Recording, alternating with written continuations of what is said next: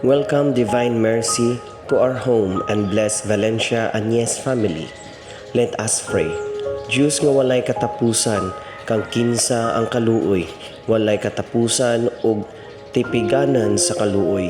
Dili mahurot, tan-awa kami nga maayo ug dugangi ang imong kaluoy kanamo nga sa lisod nga mga panahon mahimo naton dili mawad-an sa paglaom o mawad-an sa paglaom apan uban sa dagkong pagsalig magpasakop among kaugalingon sa imong balaang kabubuton nga mao ang gugma ug kaluoy mismo.